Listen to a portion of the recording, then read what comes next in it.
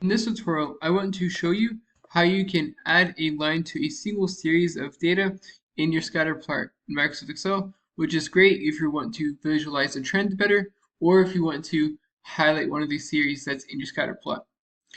So here we have data of revenue for these three different countries by month. And let's just say we wanted to add a line to the United States to show some sort of a trend. To do this, we want to right click, once you click, then right click on the one series. And as you can see, there are little dots only around the United pieces in the United States. Now we want to click on Format Data Series. And from here, we want to go to this little fill bucket and click on the fill bucket, fill and line options. And we want to adjust the line options where we want to have a solid line. You can also have a gradient line or automatic, but you're going to want to kind of pick what you will feel will be best. And here we want to add, let's just say, a blue line. And as you can see, now we have a line for this data series.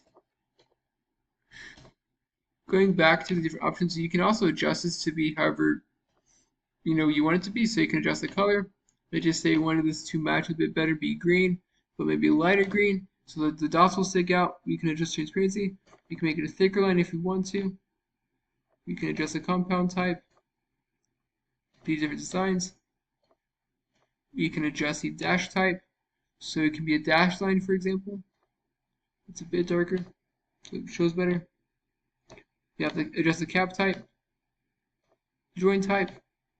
We're just clicking a range of things. You can have an arrow at the start, and you can even have an arrow at the end, if you really want to. And you can also adjust the different sizes of the arrows, so you can have like a big arrow at the end, and then a small arrow or a rounded dot at the start. And now, as you can see, we have this data series, but it has a dashed line that helps to kind of emphasize the trend for the revenue of the United States. That's it. I hope you found this to be helpful. If you did, like, subscribe, comment. Thank you for watching. You have a great day.